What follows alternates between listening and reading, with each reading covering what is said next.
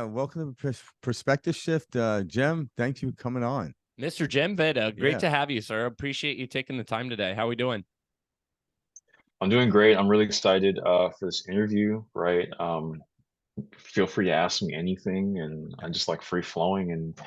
sharing insights and my background, all that stuff. So I'm excited. I'm looking forward to it.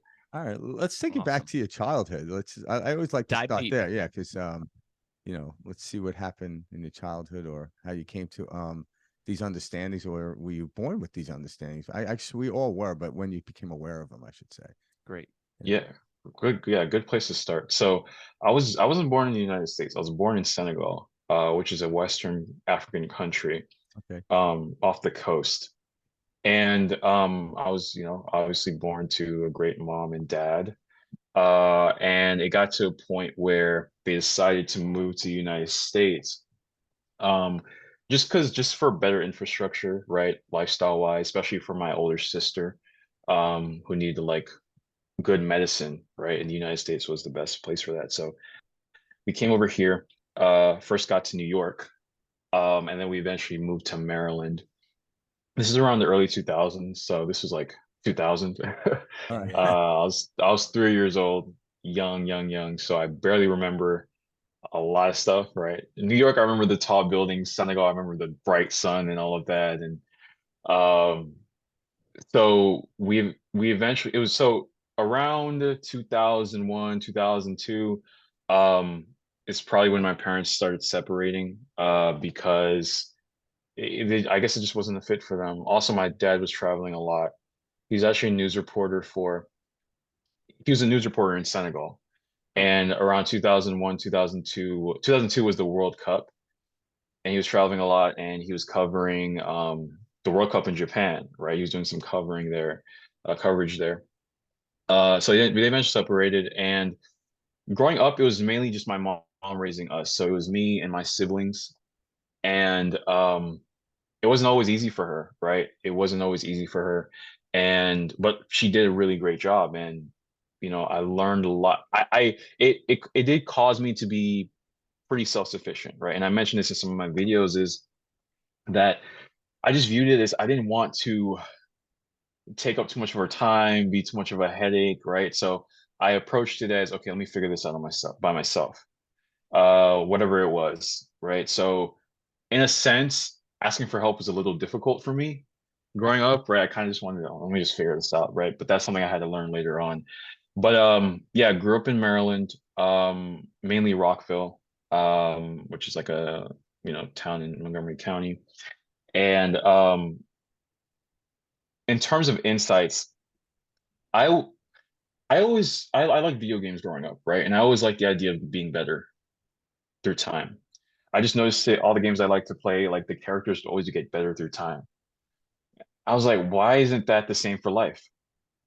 So I guess that's my first philosophical moment in That's a good one. love it. elementary, middle school. Okay, like let me just like I'm playing this RPG or this Yeah. adventure game, and this swordsman's like strong now. I'm like, I can do that. Yeah. So that's where it first started. Around middle school, Wait, I was like, okay, real quick. So that yeah, self-sufficiency you're talking about, that's very much a firstborn child trait. Where are you in your lineup? Are Well, you I the think youngest? I'm technically like a middle child. There's Okay. four of me us, so too. I'm the third. So technically kind of the middle child, not the youngest though. Okay. Yeah. Wanted to kind of Um, get that just because that self-sufficiency, et cetera, that's usually kind of that firstborn role. You know what I mean?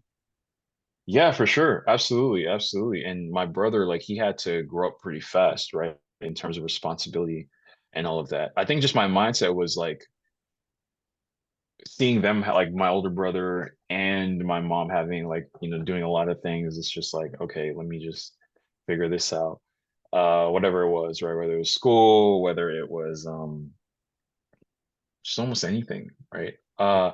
So around, so as a kid, I was pretty w- as a kid, I was pretty, I guess you could say outspoken, right? Like I was very honest. I was very like, and I started to notice, growing up, like, okay, there's like a degree of, yes, you can be honest, but you have to, it's how you say it, right? Coding, Yeah. yeah. yeah, it's how you say it. Like I remember once my mom was cooking something and she said, "Is anything missing?" And I kind of, the way I said it, and then that's when I learned that you should probably verbalize it better. So, anyways, uh, That's awesome. so Stations yeah, everything. so like exactly. And I'll touch on that, like how I kind of changed a bit in my teenage years and how it all came full circle. But around what middle school, I was just like, okay, how do you become better, right? So I was just looking up videos. There's just old school videos. I don't know if you know old school YouTube, but like you remember Expert Village? You guys remember that? Oh, That okay. So I'm not a big YouTube guy, but my girlfriend was, and she yeah. talks about that. She's very familiar with all the old like original YouTube of what you're talking about. Yeah, exactly. So I just be a middle school schooler, curious, just looking at videos on, okay, how to be more confident, how to do this, how to speak better, how to make friends, like just to be better at it, right? Yeah. So that was always a curiosity there. Also in the realm of just like sports too, like how to be better, how to shoot better in basketball, all this stuff. Mm. So it's like my first steps towards self-improvement, right? Just viewing myself as I can be better. Um, And this is what so age? Yeah. 14? Middle school. Yeah. this is around like middle school 12 to about 14. Yeah. Gotcha. So Very going into fiery. yeah, exactly. And then going into high school, I did notice that I started to be a little less of myself, right? A little less of my verbal way, like verbal authentic core, because at this stage, it's adolescence, and I talked about this in my recent video.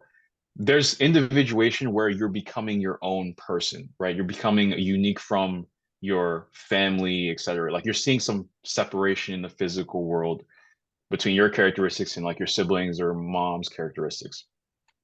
So naturally, when you have this separation, you now look for comfort in it, like a validation for it, right? So think of think of those kids that like are anti-establishment, they have tattoos and they wear dark clothes, right?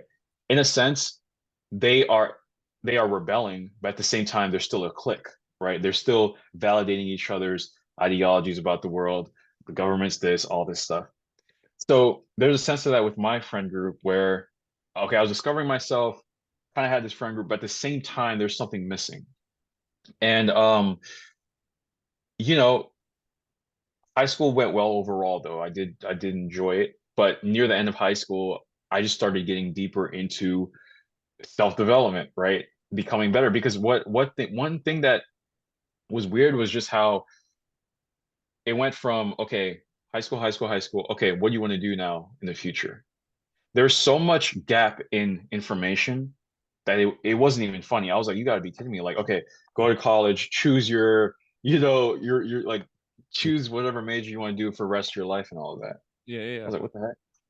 So What is Yeah. this? Yeah, they just teach you math and science now. What do you want to do with it? Yeah, this It's doesn't like, make whoa, hold sense. exactly, on. exactly. So I post high school was a lot of introspection and a lot of research, a lot of reading. Got really into meditation. It's been like 8 years now. I've been into meditation. Really got into meditation, understanding the mind and how we create so many problems for ourselves, right? Understanding emotions, so many things. I read a lot of books. I read Eckhart Tolle. Yeah. I read, Stoic books and all of that, and Yeah. so many realms, right? There are also mentors from afar that I would watch, on YouTube and, different podcasts and all of that. And it's funny because my make sure my laptop's charging. Just a second. Yeah. It's funny because my like what I studied wasn't just like deep stuff, like obviously meditation stuff, but like also I still went back to like the simple things, confidence, dating. I wanted to understand reality as much as possible. Yeah. Because Um, they're all connected though. Like Yeah. it's something like this is all one complete kit. There's a zero point yeah, to everything, you know. That's why exactly. you could talk about sports in a very spiritual way, Hmm. because it really Exactly. is. Exactly. And what happened was I was getting so many insights. I was looking at my life. I was making so many connections that I was like, I have to share this with people, right? I have to tell people about this because it was just all in my brain. And a part of me also my videos, when you teach something, you retain it better. Yeah. It's easier to retain it. So I'm like, okay, Perspective shift, man. Seriously, I know exactly what you there we mean. go. If you love something, you want to learn it, teach it. Yeah. Exactly. So I went ahead and started making YouTube videos, and in the beginning, it was just like my phone, and I was like, should I wear my jacket? Should I not wear my jacket? I won't wear my jacket. I'll just start talking, whatever. Yeah. That's the level we're still at. Yeah. So I hear you. Yeah. And So this was 2019. At this stage in my life, I was really questioning college, right? In terms of, is this like, because I was studying computer science, which I did like. It taught me how to think logically and work through things. And in one live stream, I talked about how it was somewhat of a spiritual experience, because when I would work on on coding projects, it would test my ego, right? Okay, this doesn't work. Are you going to keep going? So that was good. But from a standpoint of something long term that really, was deep for me, it just wasn't there. And this wasn't easy because immigrant household, you're told, okay, get this degree, work here, you'll be safe, right? And it makes sense because if you think about it, a culture that's typically closer to being more primitive, like if we're saying primitive here and then Senegal, United States, right? Senegal is a little more primitive, right? So there's a sense of safety that's prioritized. A great way of looking at this is Maslow's hierarchy of needs, right? Like physiological needs at the bottom go first. They're most important because if you're not alive, you don't have time to work on your self-esteem and get better and all of that, right? So there's a sense of, okay, make sure you're good, right? So that's what college, from my culture standpoint brings. But I was looking above that, right? I was like, hey, I can take care of my basic I need stuff, still going for what's important. And that led me to reading into entrepreneurship and then seeing the connection between marketing and psychology, which was, to me, I don't know, it could maybe sound obvious to other people, but at the time, to me, I was like, I didn't connect the two like that. They were so closely related. Um, and then from that standpoint, I was making YouTube videos, right? Sharing my insights, small little community and all that. I was like, I just love doing it. Um, and then around pandemic time, 2020, I really was like, man, I really want to do this YouTube thing and all of that. And just kept making videos, kept making videos. And honestly, it wasn't until like early this year where my channel really took off. Oh, really? Um, yeah, like it wasn't really until like earlier this year where it really took off. So what year is that? Uh, Year 3, year 4?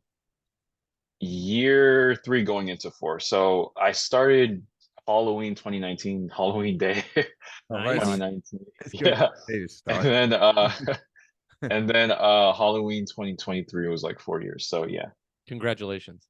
Yeah. thank you. Thank you. Appreciate it. And just the growth of the channel has just changed a lot of things, just in terms of seeing that people are Hmm. going through so much, and you never know what someone's going through, especially when I hop on calls and like you hop on a call with someone that's like upbeat and all of that, and I'm like, wow, this person's like, great personality. And then they talk about their background. They talk about struggling with anxiety. They just talk about overthinking. They talk about a relationship that's going like very sour. Hmm. And they're asking these questions, and it's like the beautiful moment for me is when I can give them my direct life experience of a situation they're dealing with, right? That's beautiful. And also my years of just self-education, that I can be like, this is probably the best route for you to go, right? Um, so that's like what's really fulfilling for me, not just the videos, but when I'm talking to people on Zoom like this, and really helping them out and then seeing that aha moment. Um, it's very beautiful. So to sum it all up, that's kind of my story. I know I kind of maybe slightly long-winded, but there's No. there's a lot to Yeah. it. No, absolutely. And it's cool. Thank you for sharing that background. Our listeners love hearing this type of stuff. It kind of gives them a better insight into you Yeah. as an individual. And so it's fun. People Mhm. people want to hear the background story. At the end of the day, it's what got you to where you're at, and I love it. Yeah, and 100%. Yeah, I believe every human being actually wants to what we call improve or move in a direct way. Like you can use the word improvement, but The hero's journey, man. We're yeah, all it's on it. well because Yep. we live in a universe that it's physics. That's how I look at it. I step aside from philosophy. I use physics, but philosophy is the modality in which we travel, right? Mhm. A car, a plane, but the physics behind both of them are the same, right? There's gravity and Mhm. there's air, wind, and everything else that to create resistance, even on a car driving on the freeway. But when we actually start to do that, everything expands in either direction. So what you're teaching people and what I'm getting from you is you're facing in a particular direction and you keep just going regardless of the situations and circumstances that come up. And then over time, Yeah. you get these, okay, this year your YouTube channel nail hit. So that is this the signpost that keep going, just keep going. Yeah. Something here, but it's the process of what we're going through. And I think a lot of people like they want like a one hit, like what do I do? I want to get this. I'm like, no, it's actually the process, the moment. So when you were actually talking about how you like to have these conversations with people, it's because it's the process of starting a conversation, getting involved in it, getting lost in the moment, and then coming to some conclusion. And it's that moment that you're getting lost in the process. So what we like to go is from one process to the next. And in the midst of in the interim of going to the next process, we circumvent, we actually look back. I'm like, okay, do I want to keep going this direction? Do I want to Mhm. take a right hand turn, go back? And so what you're describing in your life, where people can listen, is what helps, is you Mhm. just moving in this direction. You're diverted maybe in different directions, but you listen to it. You didn't stop and go backwards or hold on. Like in other words, the college thing, yes. When you talk about Maslow's hierarchy, but when you start with the basic things and move up, but if you start with the higher, the basic things actually start to fall into place. So that's another Mhm. way of looking at Maslow's pyramid. Yeah. If you Mhm. go to the top, the energy will actually set up for everything to be met. Where most people are trying to struggle down here and work their way up the pyramid and thinking like, okay, the physics is against me. I'm like, well, go here Transcendence. and all this Mhm. stuff will act. Because in the physical world, we need jobs, money, or what have you. But Yeah. when we go from the spiritual realm, those things show up in very interesting ways and fun ways and exciting ways, less Absolutely. resistant ways, but And nonetheless, there's challenges to be had. yeah. Yeah. Yeah. Absolutely.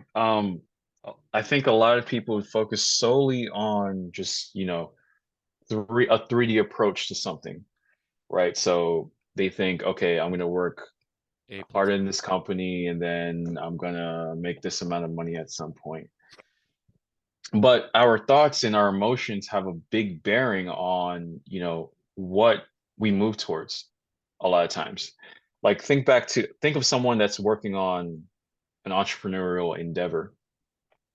They can be told that, okay, it's going to take you 5 years to get it up to speed and all of that stuff. And then they have to, every day, they're like dragging their feet and they're um, feeling anxiety around it and all that stuff, but they don't have to, right? They could change their perspective of the end goal, right? So their perspective of the end is I have to work really hard and it's going to be a drag. And if I fail, that's terrible, right? But that's just a perspective. It's not truth. If you fail, that it's terrible. It's just a perspective. If they look at it as even if I fail, I still learn something. That's an easy reframe right there. Yeah. Also, my emotions day to day don't have to necessarily be of stress. I don't have to view a situation as stressful, right? I can change my perspective, my lens on this given situation because we can really do that as humans. Hmm. Um, so when they approach their day to day, right, I'm grateful for working on being able to work on this. I have love around my passion projects. Um, I am process oriented rather than outcome oriented all the time. And setbacks grow me. If you take two people, one has that mindset, the other has the opposite. The one that has the opposite is way more likely to not even do it for that long because their day to day isn't optimized. Their emotions, they could be beating themselves up, right? Their lack of reframing really holds them back. and time works against them, whereas the other person, gratitude, love, right? I think it's Dawkins that came up with this, states of consciousness levels, and joy, like reason, joy, love are really high up, right? Those are the states of consciousness. You feel light, whereas fear, anxiety is lower. You feel heavier. There's all these bodily sensations that don't feel great. Yeah. So actualizing a great life, it's not just the physical things we do in the physical realm. It's, as you put it, the way we're thinking, our emotions. This influences reality, and it influences our actions and how we feel day to day, obviously, but it influences what we're in resonance with, the people we're in resonance with. If you take someone that's, super grumpy and all of that, and you're, you know how you are, and you're like opposite to being grumpy, are you gonna entertain a 10-minute conversation with him willingly? Probably not. I want to start with a joke. Loosely. Exactly. Like there's a disconnect there. So in a sense, both of your states of consciousness, there's an incompatibility there, right? There's a separation now between you two because of your your predominant states of consciousness are just not on par. But you take someone that you have a little more commonalities with, and you both kind of share that love, those love states. Not saying you're there all the time, but when you hang out, it's really there, and you have a great time after. You feel amazing after. Like there's a sense of like, wow, I feel connected to this person. Why? We're kind of on the same wavelength here. Um, so yeah, absolutely. It can start from the top from the top first. Mhm. Yeah, absolutely, Yeah. absolutely. Yeah, Go and I ahead. love what you said, because a couple of believe like things you said, like perspective, and like to people out there, a lot of times they misunderstand perspective. It means how you define something. And what you also explained about the different levels is we have congruent patterns, because we're pattern recognition beings. Really, like the ego mind Yes. only recognizes pattern recognition, whether it's congruent or interference. Interference Mhm. will always settle down. So the person that took the viewpoint that this is not going to work out, they actually prove it to themselves and they stop doing whatever it is they thought they wanted to do. But the person who Yep. takes congruent pattern will always dance with other people in that field. And even when you come up against something, it goes, you expand through it. It's just kind of like musicians in a band are incongruent with each Yep. other. Or a beautiful piece of music is congruent, but a siren is not. It's an Yeah. interference pattern, which it's Supposed to well needed, because get attention. if a fire truck is singing Mozart down the street, everyone knows what they would do, but probably wouldn't get out of the way. I'll tell you Yeah. that. But yeah, I like the way you explain Yeah. that, because it's letting people know that getting into that state is when all the dance happens. But there are people that That's want right. to dance, but they don't want to go to the dance, and they understand. And it is in this very interesting dilemma, because they don't realize that the Yeah. frequency that they're generating is the very thing that's keeping them out of the dance. 100%. And well, let's talk about that, right? What is contributing to people's frequencies? Mhm. Well, you touched on it, like our habits. Mhm. Our habits, if we don't watch our habits and we're aware of what we do, not just what we do, but how we think as we're doing it each day, we're just going to fall asleep to what we've always done, and we're going to stay in that same frequency we've always been in. Someone, and this goes back to perspectives. Someone that gets a call about a bill they have to pay or something, right? They view like their emotions towards paying bills can be maybe on the negative side, but it doesn't have to be. But each day, or when that time of the month comes around, they experience that same emotion each time. This touches on a phenomenon called emotional addictions, where whether it's a given day cycle or a week cycle or a month cycle, we are used to experiencing certain emotions based off the things we are doing at that time, right? Oh, I have to go to work. I have to do this. I have to do that. But that doesn't have to be your predominant state. You can change how you view that, and that's going to change your frequency. It's going to change what you even see and what you even notice. One of the most important things that has changed my life is gratitude. I can't remember the last time I had a bad day. I just don't believe in it, because you can be grateful for something. There's someone there's someone that has way less than you that is grateful, maybe even more grateful than you. And I get it. Like we obviously have different things going for us, right? So we're used to different things, right? Think of someone that has a well-off family and they're used to luxury and things like that, right? So it's hard to be grateful for like a maybe a two-star motel or something when they have to go there for whatever reason. But at the same time, just because it's hard doesn't mean you can't do it. You can still be grateful. Yeah. Gratitude is so important, and people wait for Thanksgiving, which Yeah. it's only one day out of 365. Yeah. Why would you wait just one day to be grateful?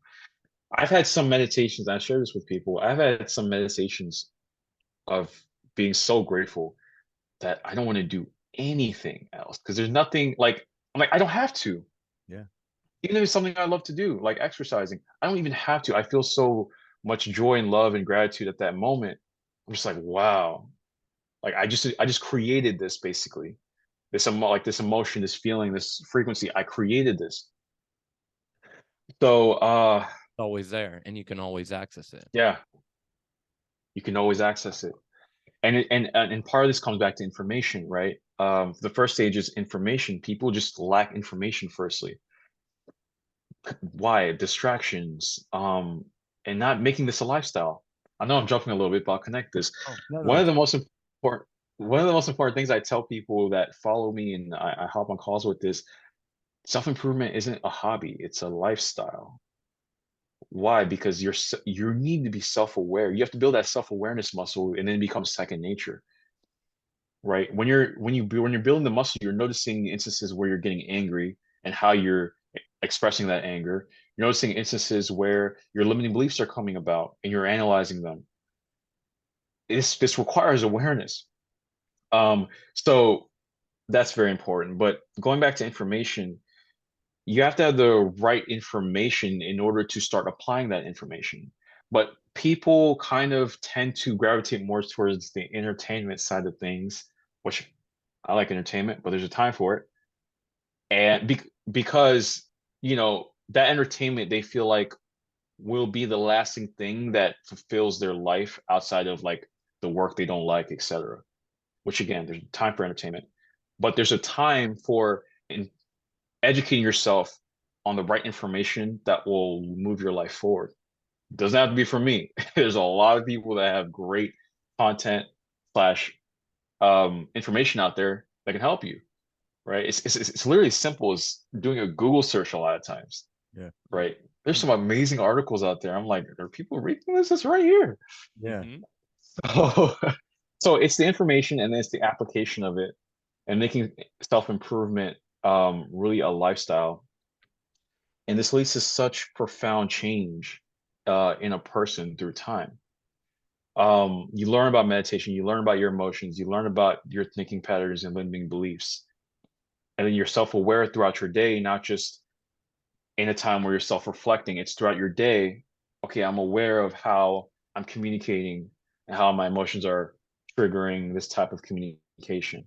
I'm aware of how my past is influencing how I'm showing up with this person, etc.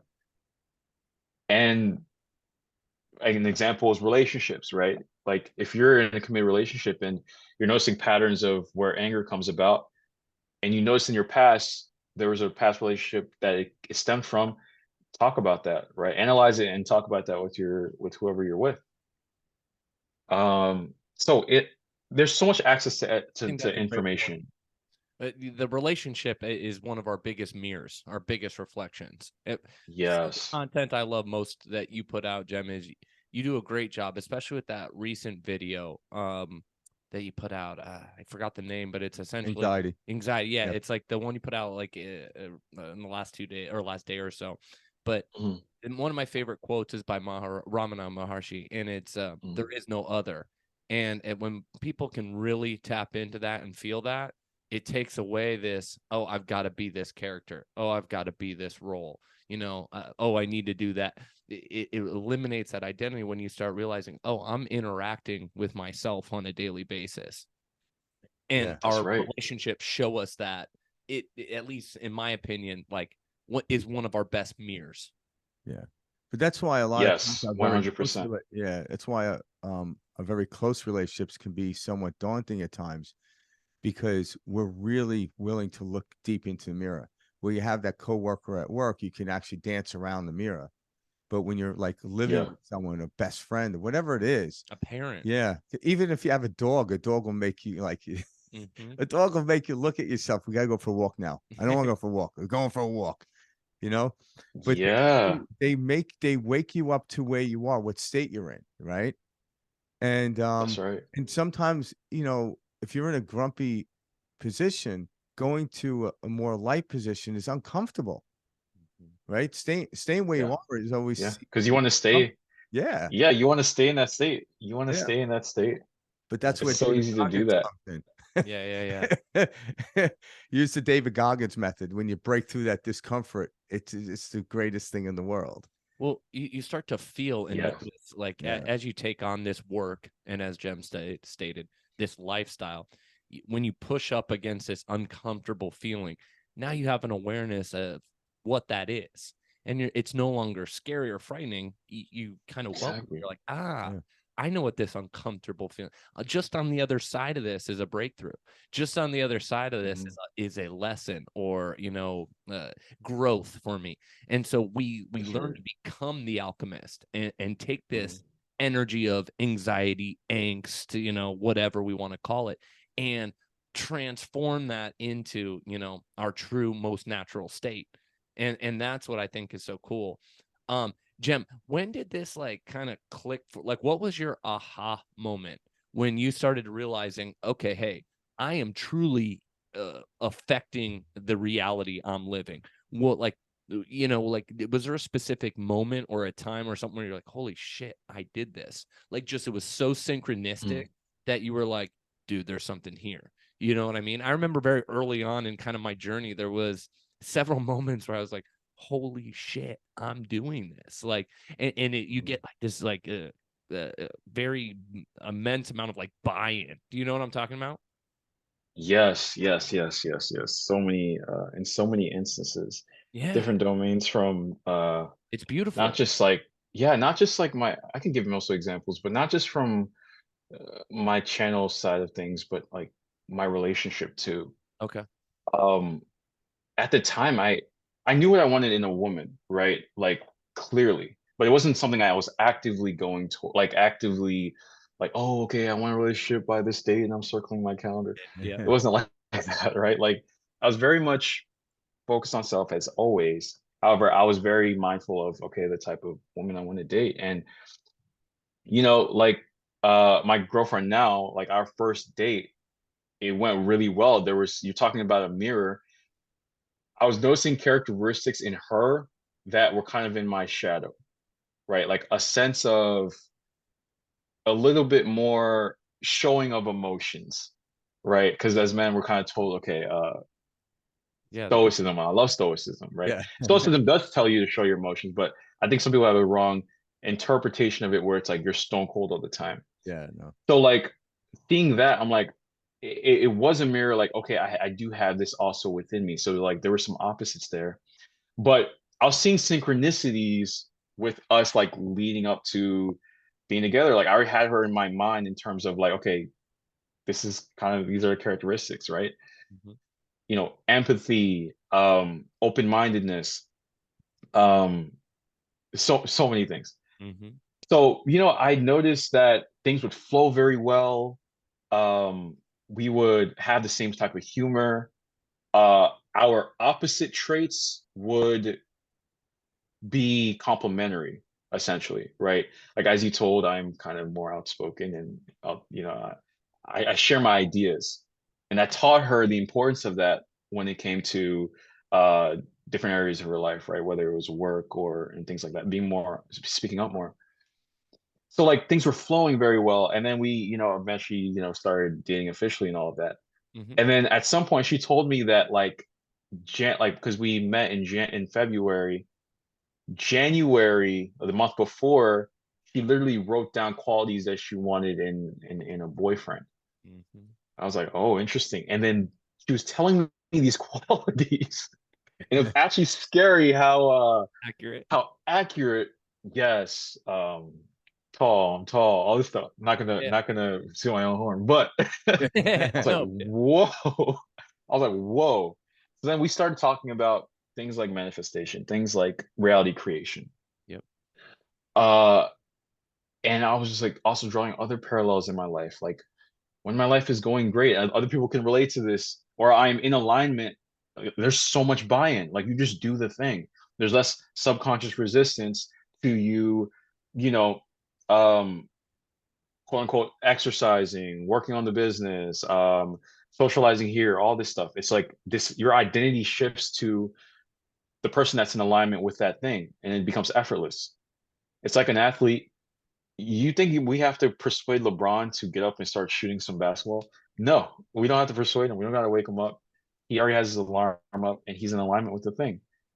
But if you take one of my friends who doesn't play basketball at all, not interested in basketball, you'll probably get in a fight with him if you try to wake him up to Yeah. tell him to go shoot some basketball. Not in alignment, not his thing, right?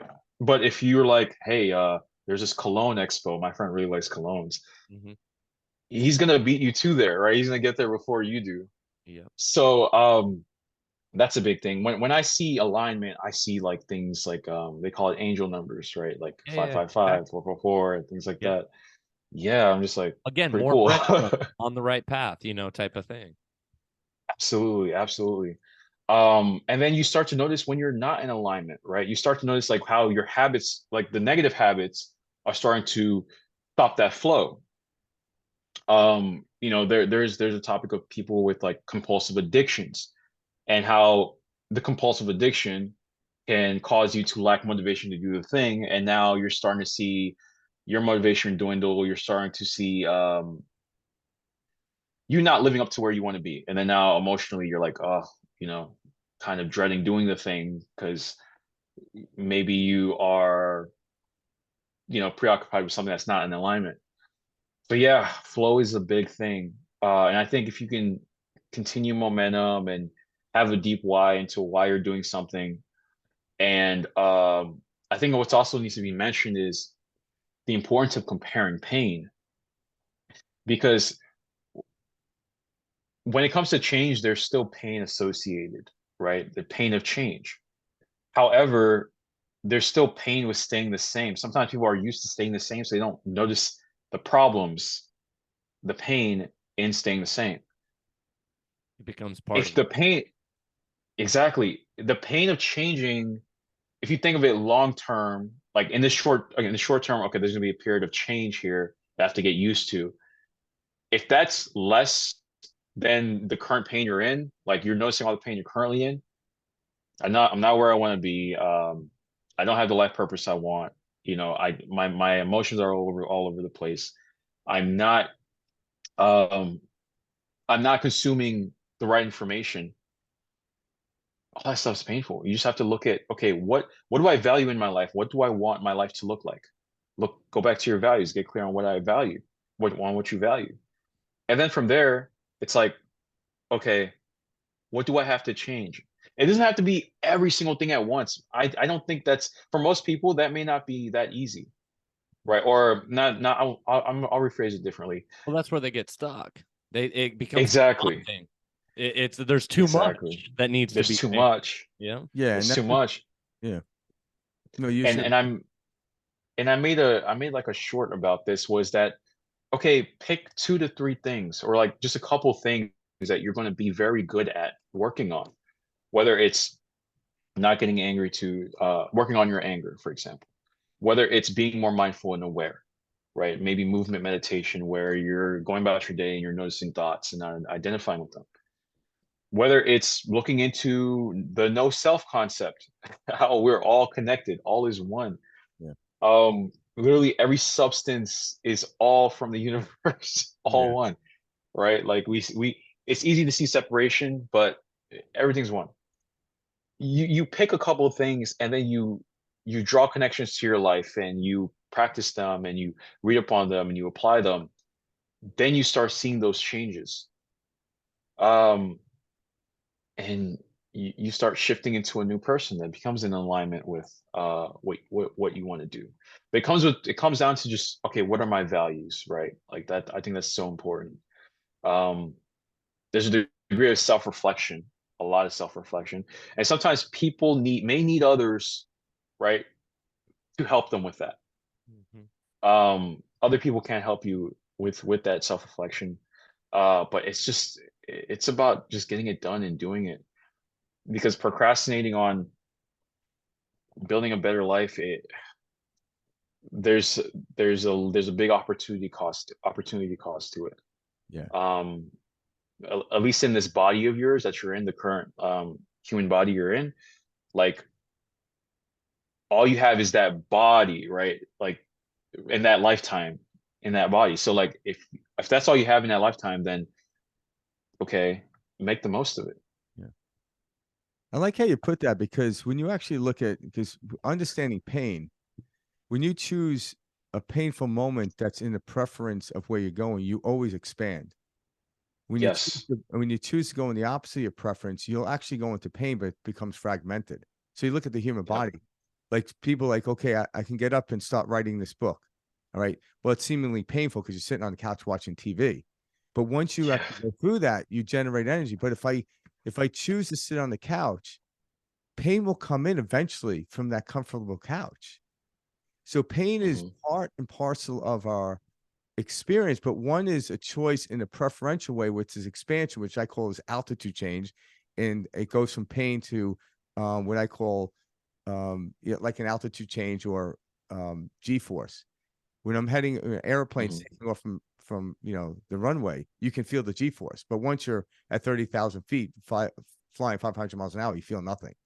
But That's such a good analogy. so Yeah, when you that's such a actually good analogy. understand the physics behind it, always choose the pain, because the pain will then choose you, and then that becomes fragmented and it breaks you down. And then Exactly. And your analogy, yeah, yeah, go ahead. no, I'm done. Yeah, Okay, your analogy was spot on, because it's there's adaptation. Like your brain adapts to the new environment essentially. It's always uncomfortable in the beginning. Try anything for the first time and it's uncomfortable in the beginning. Like take someone that's learning tennis for the first time. They don't have them all that muscle memory that like Serena Williams has. They have to build that. They have to be conscious of how they swing. The conscious mind is very active in the beginning of learning something, because you're having all those new inputs, right? Okay. And you have to also, relearn things and all of that, because you can forget, okay, I learned that. Oh, I have to remind myself of that and relearn. But through time, things become subconscious, it becomes natural, it becomes in your long-term memory, and you just do the thing. Driving is another good example of that. When I first learned to drive, it yeah, was like, whoa. yeah, Now I'm like thinking of a video topic in like an hour drive, and then I'm like, oh, I'm here already. You know yeah, what I mean? Exactly. All that movement, all that stuff, like I don't even think about. So yeah, it's uncomfortable in the beginning, but you adapt, and it becomes a very natural thing. So A very natural. let's take it a step further. So we are transducers, our body, we're electrical beings, etc. So just looking at from an electrical standpoint, what stops the flow of energy, or how do you increase the flow of energy? You got to remove resistance. This is just, the science, the facts behind it. So how do we remove that resistance when we're in this, in this flow that you're describing? Like, what's your take on resistance and letting go? Yes, resistance is a way, the way at least I view it, is a way of keeping you kind of comfortable, right? What you're used to. Right. I think as humans, I firmly believe we love comfort. We love things that, as long as we're alive, like there's a sense of us where we're like, okay, everything's good, Yeah. right? There's no threats around. So we have to first view resistance as, okay, I'm resisting this because I probably it's I want to stay comfortable. And right now this is uncomfortable. So that's A. And then B, you just want to question. I like questioning the resistance. If I'm okay, I'm resisting this thing. And like, for example, let's say I told myself that I want to get in great shape, for example. I'm not waiting till New Year's. I'm going to get in great shape right now. Mhm. And I am resisting the diet, the given diet I said I was going to do. I'm resisting the workout I said I'm going to do. And then you have to question it. Okay, what part of me is, why am I resisting this? Maybe I'm resisting this because it's going to change how I show up in other areas of my life, or it's going to change how people respond to me. Like maybe this Right. friend group will think differently of me. So you start making a list of, okay, there's these things, like not just I don't feel like it. No, no, no. It's what's after that. I don't feel like it because why? Because why? Because why? There's a like this is one of the simplest forms of shadow work. Yeah. Mhm. Why? Yeah, going Exactly. deeper and realizing, huh, Yes. Yeah. You yeah. get to that root belief, and you're like, oh, that's interesting. Mhm. And Yeah, usually, but yeah, but guess what? You can't even get to this point if you don't have awareness. Yeah. The awareness always comes first. So yes, you get down deep and you're like, okay, that's like these are, or at least it's these things that's contributing to my resistance of me not doing the thing. Okay, now with that in mind, you have to also look at you, because what's so important with reality, like changing yourself, is you have to look at your future self too, like broadening out the scope, not just okay, and I'll get fit in 6 months. How will this help me long term? How will I be different? Because getting in great shape, it's not just physical benefits, it's health benefits. It helps, it's also emotional benefits, right? It's chemical benefits as well. Yeah. Uh, you release endorphins after your workouts. Endorphins are pain relieving chemicals in the brain. Also, when it comes to being in better shape in this example, so it could help your self-esteem, right? It could help with your self-image, right? It can contribute to that in a positive light. It can be one of those things that helps with that positive self-image of yourself, not just you telling yourself you love yourself and all of that, but things in the world that you've done that also support that, right? So you look at the long term as well, and you're like, even if I don't feel, and this is where stoicism is powerful, is even if I don't feel like it, even if I've identified these resistances, but going forward, even if I don't feel like it, I'm still keeping my future self in mind. I'm still keeping that myself 5 years ahead, myself 10 years ahead, 20 years ahead in mind, right? Because what I do now is going to benefit him, and he's going to remember all that stuff. But if the resistance stops me, what's going to happen? This is where we talk about pain, right? Mhm. If the resistance stops me, I'm going to stop. Okay. 2 months later, you're going to be like, oh, I should have been consistent. Oh, if only I was consistent in that. I'll start again. And then Mhm. what happens? Resistance comes about, same thing, and it becomes a cycle, right? Most people run into cycles of, okay, I'm going to do it, then I'm not. There's not enough buy-in. There's not enough of, this is my lifestyle. There's not enough commitment. Well, I Not also, enough commitment. what's your take on this? I also think we live in a society or Western culture that very much has this immense amount of conditioning. All of our movies, all of our There's a lot. television, all of our social media supports this very limited being, this idea. And it's constantly all these memes that we're sharing and all this shit. It's literally, you look at it and you're like, oh my Yes. God, like this is literally keeping me stuck.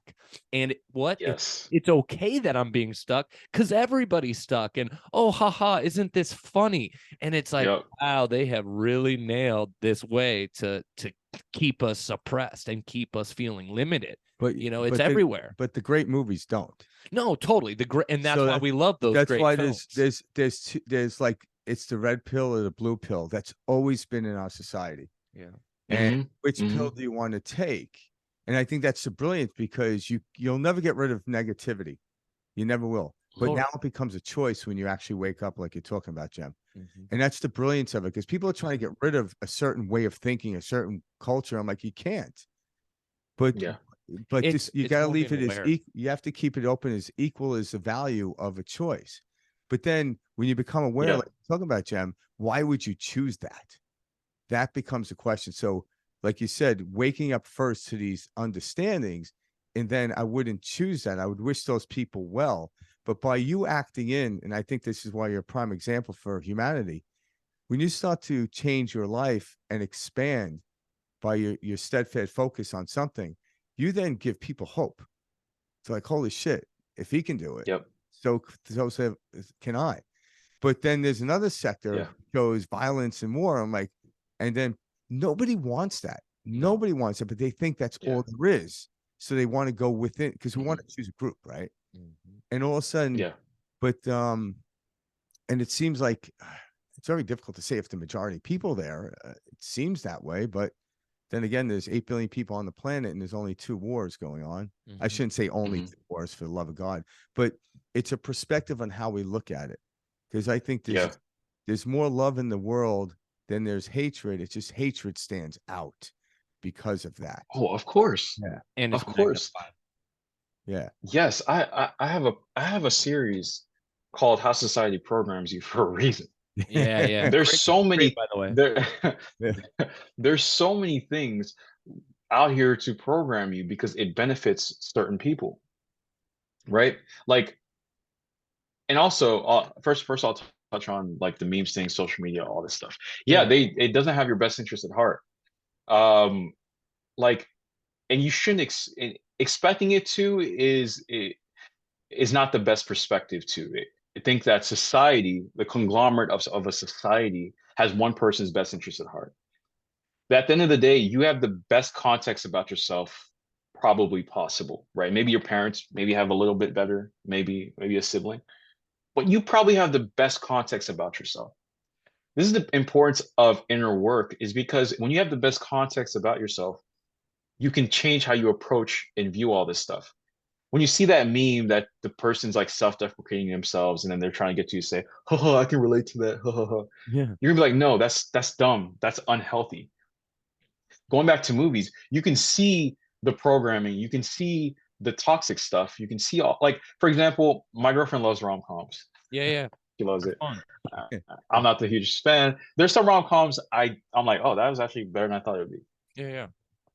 But when we're watching it, we still notice instances of like that's actually unhealthy. Conditioning. Like that conditioning. That guy that likes this girl and he wants to be her friend for like 10 years. And then when she's about to get married, he's like, I love you. Are you kidding me? Yeah. Like, what? Yep. What are you doing this whole time? Yep. Right. And then she's like, oh, I like you too, all this stuff. I'm like, no, like we pause it and we're like, he should have just told her 10 years ago. Mm-hmm. Maybe they've been married for 10 years. Yeah. So there's so many little things like that. And if you don't have, as we've talked about, the right information, and you're not aware, these things just slip in, right? Mm-hmm. Like when you're watching something that's entertaining, your mind is very like You're in a trance state. I would you're in a trance. You're more susceptible to that And the messaging, marketing especially companies when know this. yes, especially when the marketing and the messages are slick or they're very subconscious. They're not explicit. They're implicit. Whether it's body language, it's and things like that, right? Not all messages are explicit. That's a piece of information someone can take in and to be like, okay, next time I'm watching a movie or this show, even though I'm laughing and all of that, I'm still mindful of, whoa, how is this character here influencing me?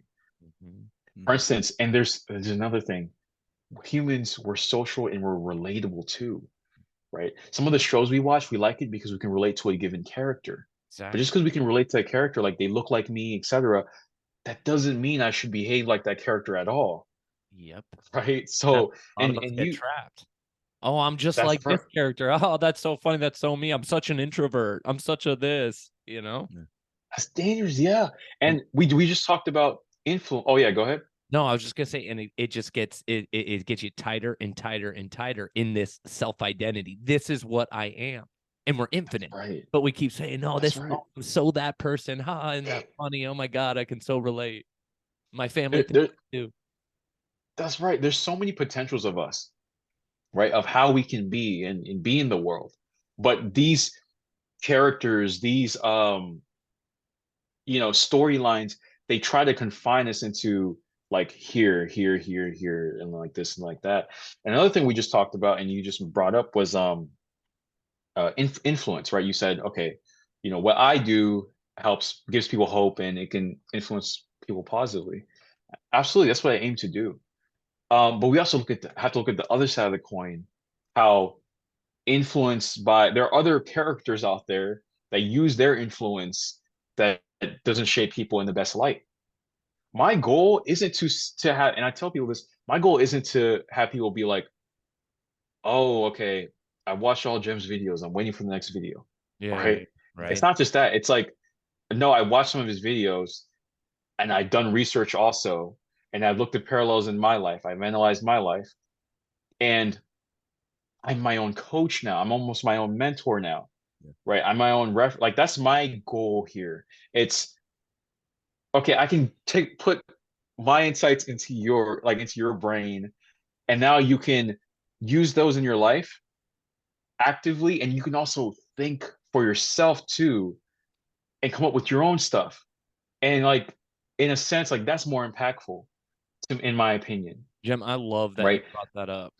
That like that right there is the total key. We grow up from a very early age. Okay, here's your parents. Here's your beliefs. This is the type of person you are. Yes, When we go to school, our teacher stands at the front of the classroom and they tell you what the right answer is. We then we got to go to college and we're handed a degree. You're not good enough to work until you're told you're good enough. exactly. We don't even know we're sick. We're taught we got to go to a doctor, and a doctor has to tell us we're sick, and this is what you need to do. You're giving Yeah, people their power back, which is whoa, whoa, whoa. I don't need the outside world to tell me what I am. yeah, I need to tell the outside world who and what I am. exactly. And going back to context, you can create a piece of content for for people, right? Like, okay, this is like, I guess, quote unquote niche of people this content is for. Perfectly fine. But everyone still has those little things that are very context based to them, right? Like, for example, if you're talking about visualization, some people have this condition where visualizing is very difficult. What's the workaround with that, right? So if I can teach people, okay, not just powerful information, but like, how do I come up with things on my own? How do I do things like research, and how do I think, right? Like, how do I think a little better so that when just picturing it, just for an example, if I'm on an island away from the internet, all this stuff, and it's just me and the elements, if you will, I can still I can still mentor myself. I can still come up with insights. I can still draw conclusions. I can still do shadow work, all of this stuff. So I think it's that's so powerful. It goes back to that adage, don't just bring a man. I'm paraphrasing. Don't just bring a man a fish, like teach him how to fish, Hell yeah. and he'll have fish forever. Well said. Exactly. So Yeah, because a great coach teaches the person they're coaching, say like a football player, like a quarterback, will teach them how to perceive or actually have insight on the field because they don't want to be in their ear the whole time. And so at that's that moment right. they do it. But the coach on the sideline could probably see, okay, I noticed when you step back into the pocket, you didn't go deep enough. Okay. Mhm. Then all of a sudden, when the quarterback does that, now he knows it, he feels it. They don't have to be coached on it anymore. So a great coach Right. actually hands the coaching up because that's what we're doing Mhm. when we call gospel. Like if we tap into, because this is where meditation gets, and I want to talk to you about this. When Mhm. I've learned to meditate and started doing that, I started getting a little more insight to what we call intuition, right? So my intuition Yes. started getting better. So I knew not to go this way or went that way, and I wouldn't question it, and things started working out. the human mind, I had no idea why it worked out well. It just did. But my intuition gave me a nudge to go this way and that way. And so when we get to these levels, we may correspond with others, but we're not really asking for advice. Or if you are asking for advice, you already know the answer. Mm-hmm. You just want Yeah, like a reminder, little verification a and little nudge. validation. Yeah. And but the greater you get at this, because this is what you're teaching people to do, is get to that point where you don't need to watch the evening news to know what's going on in the world. You Mhm. don't. Your intuition will actually allow you to move in a direction in which you want to go to eradicate something, help something. But when Yep. you wait for someone to give you information, you're stuck. And then you're like, well, let me turn on this. Let me turn on this station and go to this station. Like, wait, they tell me two different things, you know? Jem's got a Yeah. video on that about Yeah. constantly seeking information. But I think right now there's so much information coming at us and people start to worry. I'm like, no, I think the universe is saying you ought not to get the information outside of you. But Mhm. something that's kind will give you advice on take your own advice. But Mm. learn to discern what is habit or what is really a what we call a powerful impulse. Because when you're first learning this, what I did, the habit almost seemed like a good impulse. You know, and then you realize, no, that's not really Yeah. working in my favor. And then now it's so easy to discern whether it's a bad habit or an impulse to actually expand my world. And that's really what you're teaching people, is how to go within and know how to discern what is insight through higher intelligence and what is just stuff that doesn't relate to you. It doesn't mean the Yeah. information is wrong. It just doesn't relate to me. I'm That's glad you right. see it that way, but I'm heading this way. I That's think right. I think Yeah. something that Jem does well is you're giving people a permission slip to trust themselves, Jem. When you're speaking with them, you're that mirror in that moment for them. Like, hey, look, here's an opportunity. Just give it a shot. And they need that reflection, as they're realizing what they're experiencing and what they're dealing with. What's your take on Yeah. this? So, I mean, thinking, right? We're taught, we grow up in this society. Oh, we got to be critical thinkers. Oh, we got to think. We got to think. We got to think. We're always thinking. The brain was not designed to think. The brain was designed to experience. And so I feel like the more we can pull ourselves out of this thinking mind that we are taught and taught and taught and told about our entire lives, allows us to really Mhm. begin to experience, oh, what?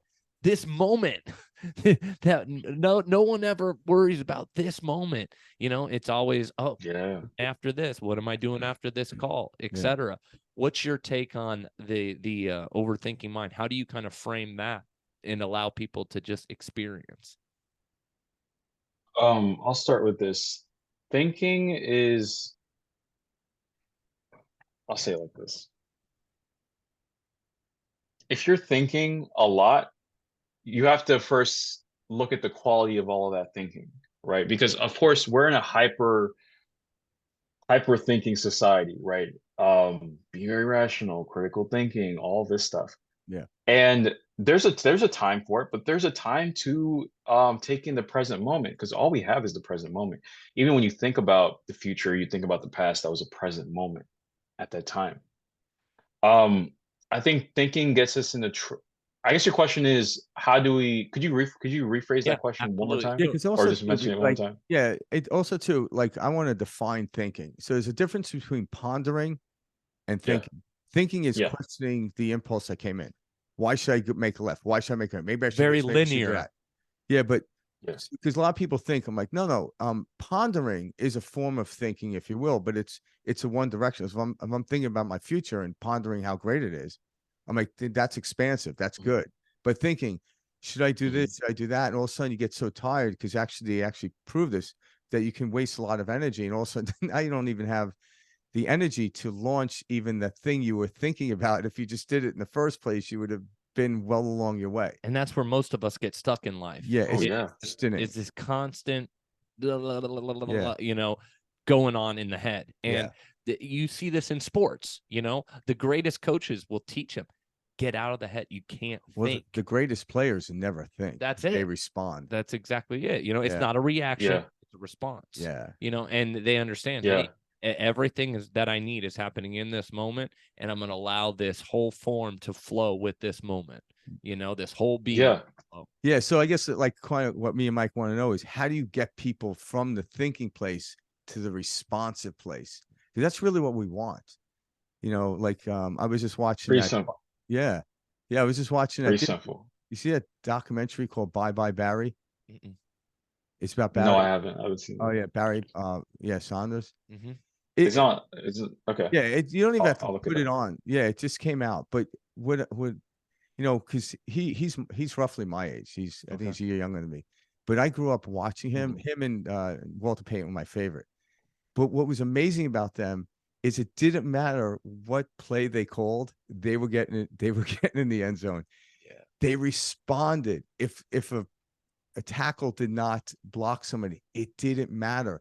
This guy would Mhm. on a dime turn, and there was only a handful of running backs in the history of football that can do this. Jim Brown in my play, Walter Payton, and Barry Sanders. When you watch them, it's like watching an artist play. And also, even the other players are like amazed. They can't even get pissed. Mhm. And it just, they respond so well. And you ask them, how'd you do that? They don't know. They just were awake. And Yeah. that's why everyone loves watching that. They couldn't have figured that out prior to the play happening. They just did it. Yeah. And that's the state we all want to get Yeah. in. Flow. That's a really great example, right? I think it comes down to your intention. Because a deep why and an intention towards something, you're just gonna do the thing. And thinking takes a back seat, right? As you mentioned, sure, you can ponder it, but you still have a very strong intention towards moving that thing, right? I know people that personally that at some point wanted to start a YouTube channel, but what's their intention behind it? Because their thinking starts to come about and they're like, oh, should I get this camera? Should I do? Like all this little stuff that evidently doesn't necessarily matter comes about. But when your intention is there, you just do the thing. Like you have that output.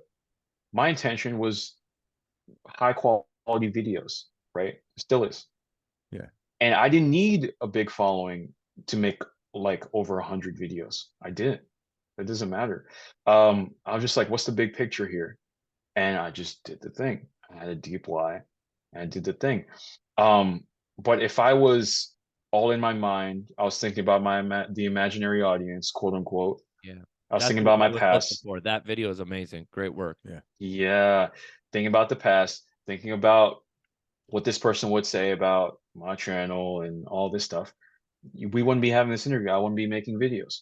And that's a problem because I view this as my purpose. So we have to watch how society and the people around us, even strangers, how we are perceiving them and their impact in our life, because that can hold us back. This is where the thinking that you mentioned comes about. Meditation has worked wonders on me because it's taught me how to be no thing, like no ego. It's taught me how to just be a ball of light. Literally in a meditation, I'm just envisioning me as a ball of light. My name, I don't have my name or anything. I just am like, and people, and again, I'm making this analogy, but people can come in and be like, okay, well, the ball of light's maybe orange and it's bright, like characteristics. Mhm. Forget that for a second. Yeah. It Yeah. Mhm. just is, right? Yep. And when it just is, it doesn't have all of these connections that label it and all of this stuff that can because when you label something, you're now putting it in a box to a degree, right? So this has taught me how to be no thing, and this has really helped me with my intention and moving forward with the things I want to get done, because I'm not shackled by a label someone gave to me maybe 2 years ago or 3 years ago. This, that, and a third, a box that I was put in then, right? So because now I prioritize the no self concept, right? Understanding that, hey, this is just my human form here, and my name and all these characteristics. I'm black, I have this hair and all this stuff, 6'4". Now I say, okay, I'm like, that's cool, but big picture wise, like I just am, right? I just am. So and at some point, these characteristics are not going to be here. Or maybe they'll morph or something. I don't know. They won't be here at some point. So but I still am. I'll probably be in a different form at some point, Mhm. right? So understanding that, I'm like, why am I letting this finite human life here with these connections, these strangers at this time period in history, etc., confining where this person needs to go when the timeline is you could argue human life is limited in this form, like, but I just am. That means I'm free. I'm more free to express my intentions. This am being state, I can just do, right? I can just flow, right? And I'm not saying there aren't instances where, you know, that thinking does come back, but when you do the work, the thinking becomes like a level one opponent. You're like a level 100, right? Like You know the what it overthinking yes, you can do so many things. You can question it, reframe, so many things. And you go right back into your intention, into your doing, your big picture stuff, right? The Because what holds us back like the ego is complex because it can be great, but it can hold us back a lot, right? And going back into societal labels, there's like these archetypes that society creates that you should fall in line with. Mhm. For example, yeah, sure, I like hip hop, but I also like rock music, Yeah. right? Like, and you can make the art, and then like when I say that, somebody watching this or something like, oh, you like rock? Like, oh, you like rock? Like, Hmm. yeah, I like rock music, right? You know? Yeah. Um, it's like, no, not just hip hop, rock too. You know what I mean? So like there's these archetypes, like, okay, and it can be subconscious. Why? Because as humans, we like heuristics. Heuristics are a shortcut to labeling something or taking in information, right? Um, Stereotypes is a perfect example. Um, Stereotype, if you take somebody that's really loud and they say they're from Italy, like that's a stereotype. And now you have like, okay, connotations of, okay, Italian and all of that stuff. And it saves our brain time. But no, there are Italians out there that aren't loud. And all of that. And that's like unique person. Like maybe that person just no, he's pretty like pretty Yeah. quiet actually. Hmm. But yeah, that's just another like these archetypes get created, these stereotypes get created. It saves our brain time, but that doesn't mean you need to fall in line with it. Um, that's major. But yeah, to sum up like the whole thing with just doing it's like you have to you have to shed all of that, a lot of that imaginary audience, a lot of that perceived attention you think you're getting. Mhm. And I'm going to touch on that. People aren't paying attention to you as much as you think. In Nope. that video, I say, listen, even your friends and family that love you and you guys talk consistently, there are still needs of theirs that they meet outside of you. So in a given day, even strangers especially, there's all of this other stuff they're preoccupied with. That's not you, but you're in your body, you experience your emotions, and it's very easy to fall into the frame of you are the center of attention, but it's really not the case. Um, and I think if people can internalize this and draw parallels, like see evidence of this in their life, then it's a beautiful thing, Mhm. right? Like, and it's beautiful because when you walk outside, we walk outside. You go to the store, get your thing and leave. It's not you walk in, you feel people's eyes on you, and you think they're creating a story about you and all this stuff. It's very liberating, and it contributes to the human experience I think a lot of people want to have.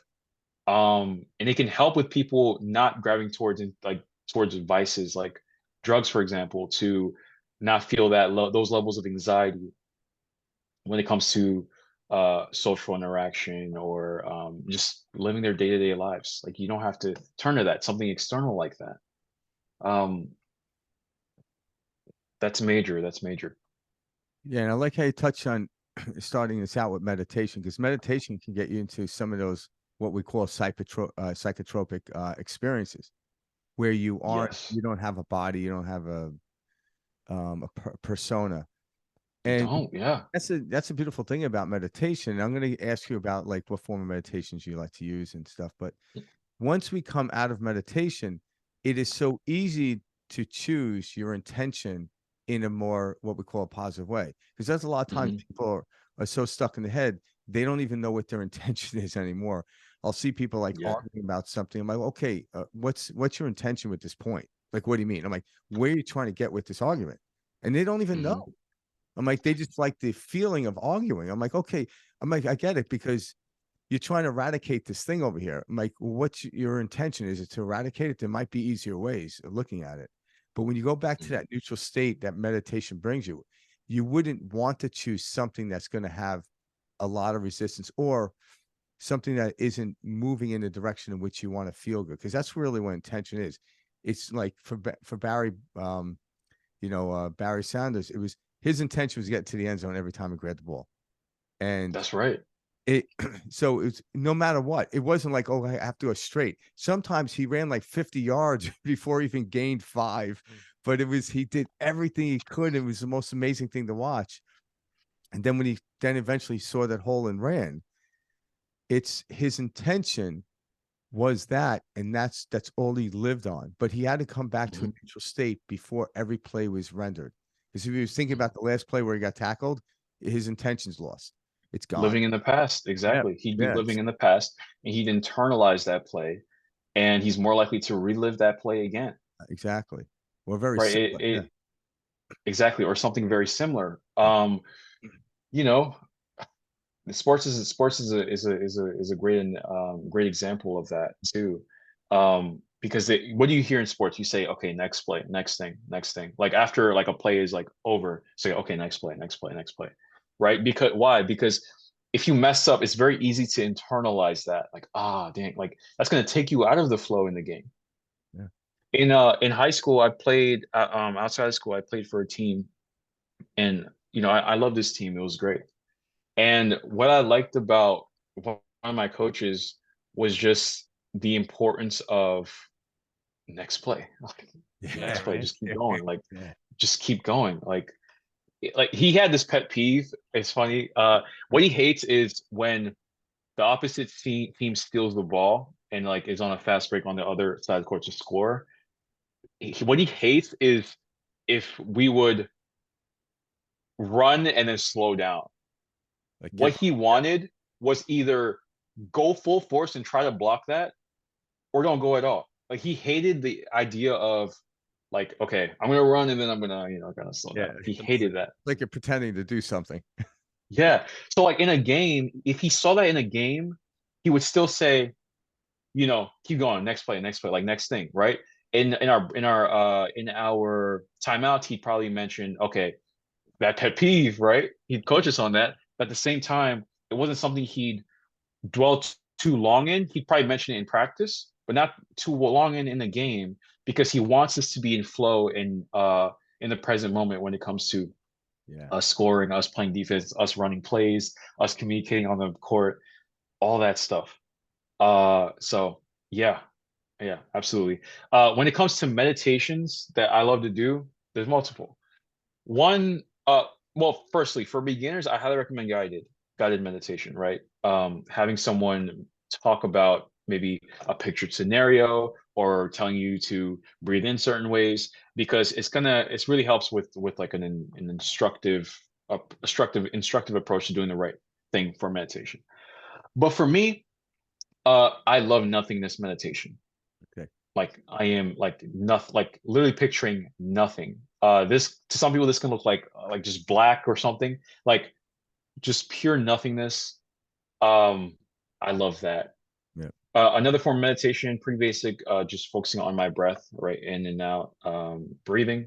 Really love that. I also really love frequencies, listening to frequencies. Me too. High high hertz frequencies. I love those. Theta and alpha waves, etc. Yes, exactly. Those just put me in just such a great state. I love those. Um, let's see, other meditations. The chakras. I know with the chakras, some people it's like it's really tough to really feel them and even see some sort of corresponding effect of even doing chakra meditation. I totally understand that. But trust me when I say that these create an effect on you when you're patient enough and you're more consistent. Mhm. I could go through all of them and how they correspond to not only bodily changes. And another thing is, these aren't just like spiritual changes in you, these are also bodily changes. There's organ connections to these different chakra centers and all of that. Now, Absolutely. when it comes to the organ connections, do research. That's not necessarily like the main thing I do them for, but there's a lot of back research on your different organs. However, with your chakras, there's corresponding effects to how you feel in your state. The root deals with your groundedness and your ability to feel safe in the world. I'll give you an example. There's one time when I was going to be on a call, not for Jem Veda. I have like a marketing agency with my close friend, and we've been running it for like 3 years now. Nice. And this is like a big client that we were going to speak with. And I was doing my morning meditation, and like the root grounded me like crazy. I had this sense of safety, like it's okay, no matter how this goes. It was amazing. Um, with the sacral, it deals with emotions and sexuality and things like that. Your ability to feel your emotions. With the solar plexus chakra, it deals with willpower, confidence, all of that stuff, right? Um, and then you move up to the heart, you deal with empathy, you deal with love, not just for yourself, but the world around you. I remember one day, this is after a meditation with the heart, it was like I was walking and there's like this homeless guy.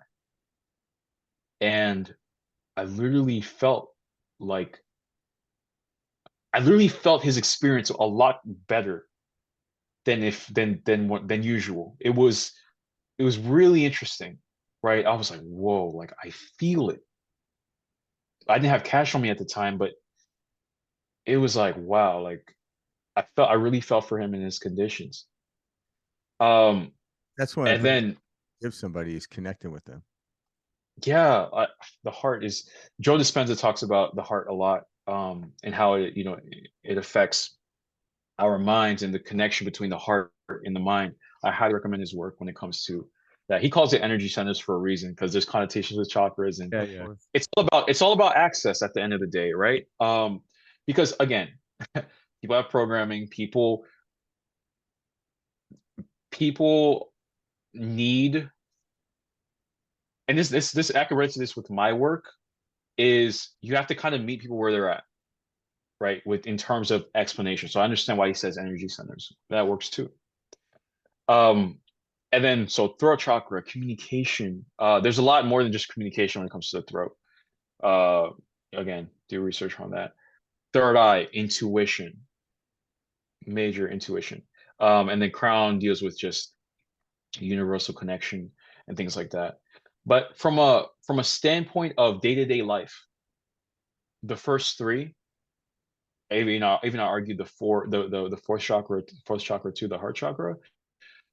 This can completely change how a person shows up in their life, right? But again, this takes a degree of commitment and a degree of somewhat open-mindedness when it comes to chakras and energy centers. So that's another one that I do. And another one, let's see, I think those are like the main ones, right? Those are the main ones that I do, and it just puts me in the right states. And it's gotten to the point where I meditate pretty consistently, but it's not always every day. It's not always every day. But There's it's a form of meditation where, yeah, go ahead. no, it sounds like because obviously, like you familiar with Joe Dispenza, and he talks about this a lot because the word meditation we become familiar with. That's right. Yep. So the understanding is, it sounds like your day to day life is in and of itself a meditation, and I think that's what we're trying to get people to realize. Like, yeah, sitting on the couch with a in the dark with a candle, um, is a form of meditation, but it's It's not a form. That's right. form of meditation, and it's a really good one to start out with, but and sometimes you need that. But it's actually, how do I take this feeling, the meditation, into my day-to-day life, regardless of all the crazy stuff Right. that's going out there? And that's the brilliance. And I find when I start to do that, I like to use the word need, to do those sitting quiet ones more, where now I just want to do them like a kid in the playground. Hmm. It's no longer a need anymore. It's like something I want to do. But because I can walk in the world, regardless of what's happening, and just remind myself, okay, this the feeling I want. My intention is to maintain this feeling all day, regardless of what That's happens. right. Doesn't matter what's coming my That's way. right. I'm going to deal with it. And that to me is my meditation in a sense. And it sounds like that's what you Yes, do. Yeah. that's so powerful. Um, I have a coaching client, and he's very busy, right? And one of the things we talk about and we're working on is the power of just like this lifestyle movement meditation sort of deal, where you can be in flow, zen like in your day to day. And that's very powerful because Way. everyone works, most people work like a lot of adults work a full-time job, right? They're doing this here, moving here, moving here. Of course, there are people that they're very busy, and like you can say, yes, hey, make time for it, prioritize it. I'm trying to meet people where they're at. Some people are like, yeah, I try to, but okay, fine. Yeah, yeah. But in your day to day, but weekends, okay, do your sit down meditations on the weekend.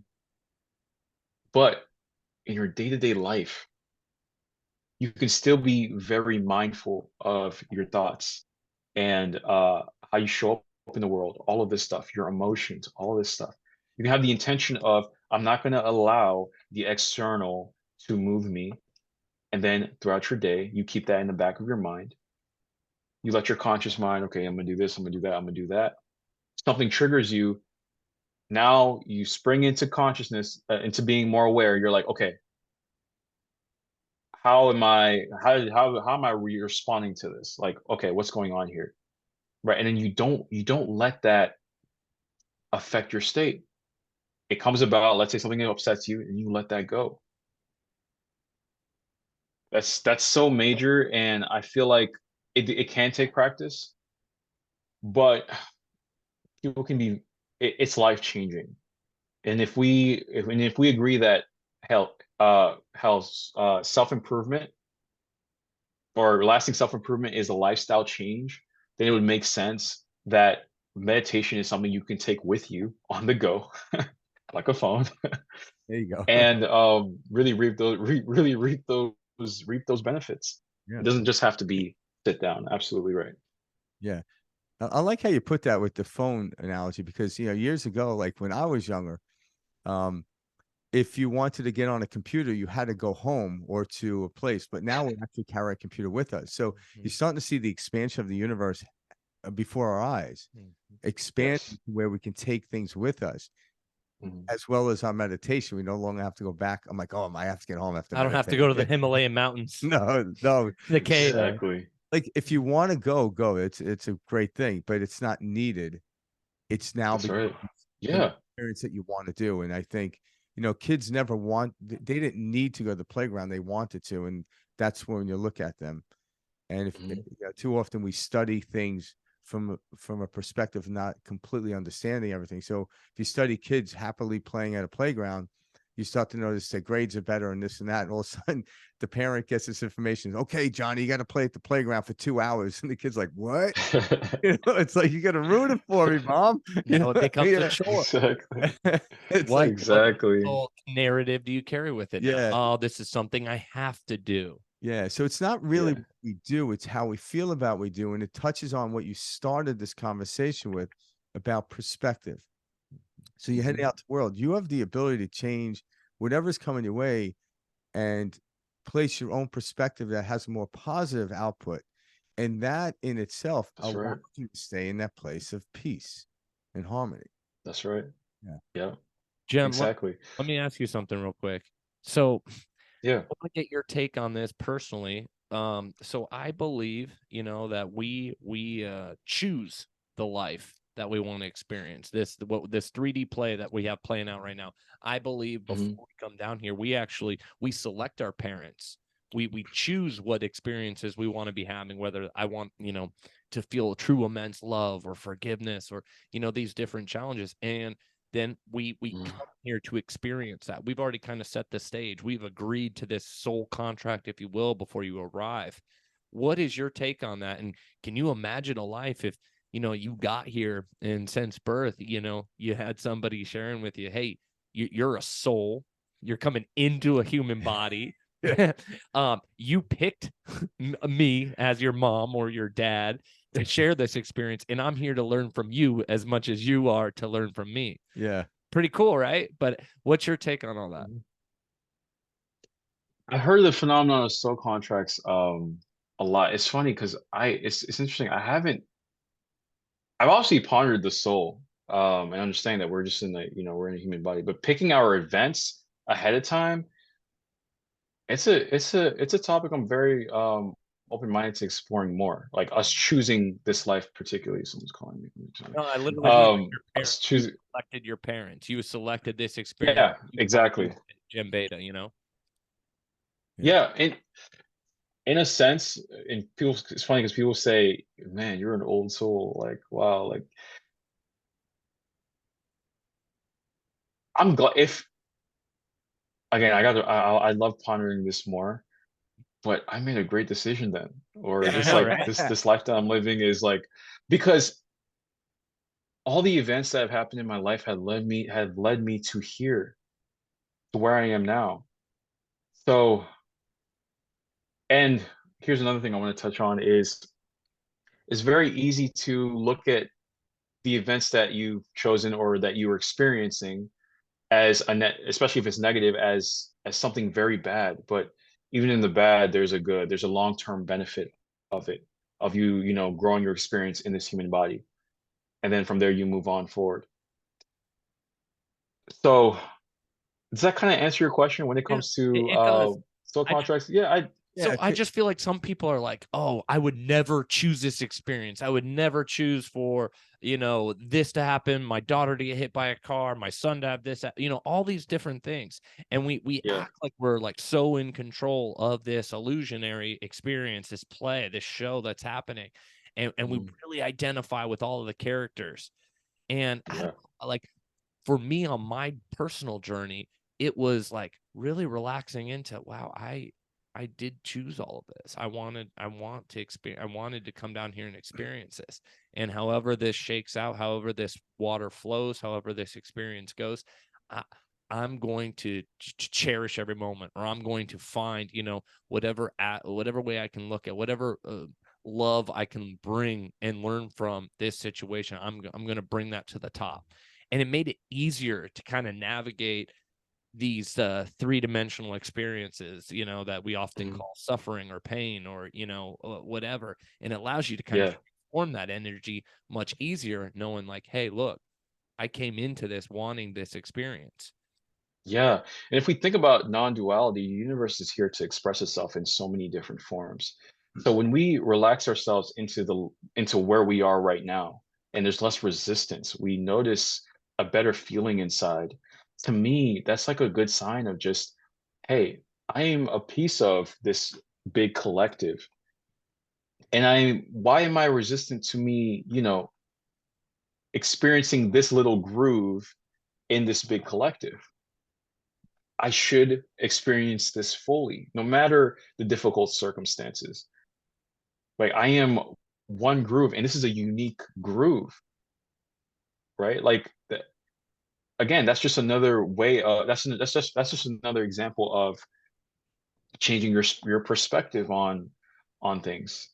Yeah, I always like going back to non-duality because at the end of the day, we're really in a play. We're Yes. really in a play. We're all connected, yet it's like we're wearing these Halloween costumes and we're pretending like, you know, this like, oh, it's only Earth that exists. Yeah, there's a universe, but like, there's this galaxy there, that there, but like we're here and we're the only ones here, and look at my new car, and this is Yeah. so important, and I got the promotion, and look at my wife, and Yeah. oh my God, his suit is better than mine. Mhm. Yeah, It's all a game. It's like a Halloween costume game It is, we man. it is, have over here. and that's what movies It bring is. to the picture or the understanding. And you look at what was it Hmm. the Truman Show. Yeah, yeah. It was Oh, I waking. love that movie. Yeah, it wakes you up to realize. And what's funny is at the end of that, when you look away, um, who really who really stepped out? It was the character of Truman, where everyone else was like, "What are we going to do now?" Yep. As well as they were, so it was almost they were like playing on him, but he really was the soul in that understanding of playing it completely. And then once he realized, oh, I'm out, and he exited the stage left and just walked out the door. And Yeah, so we have, but I think exactly. that's what it is when you're dealing with people, like you said earlier, go to where they are. Because if people don't really understand it, we're actually living in a non-duality. But if they don't understand that, it'd be Mhm. very difficult to present these type of concepts to them, because the Correct. concept of the soul Yeah. concept, it is a concept. It's a lot deeper than that. But nonetheless, we see the Mhm. fractal experience that we're having, such as an actor choosing to play a homeless person, playing the cello on, that was found. It was, Jamie Foxx, and Discovery. he won the Yeah. award for that. Why would someone choose that? Well, Jamie Foxx isn't living under a bridge, Yeah. and but Jamie Foxx also personally is a soul who's very musically talented, so it appealed to him.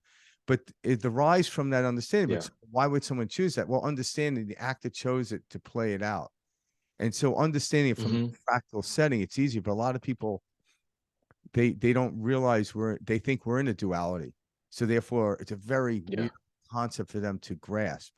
But it's very difficult to even know like what aspect of it, because the human mind can't conceive it. It really can't. It's a concept, but it's very difficult to human mind. But at the soul level, I can feel it, and it feels right.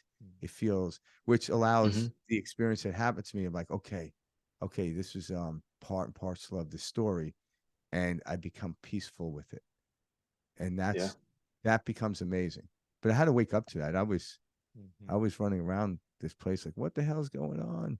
Well, and I like that you brought that up, Frank, because you do need to, and you've mentioned this too on this, Jed, is you need to meet people where they're at, because to to have these types of level of conversation with somebody, eh, to them it would be so foreign, or so just like, hey, that's not how it is, that they're fighting back to keep Yeah. to Yeah. fight, keep in the story. And so it is that slow, Yeah. like, you got to build up this awareness, and then these downloads, if you will, begin to kind of come in.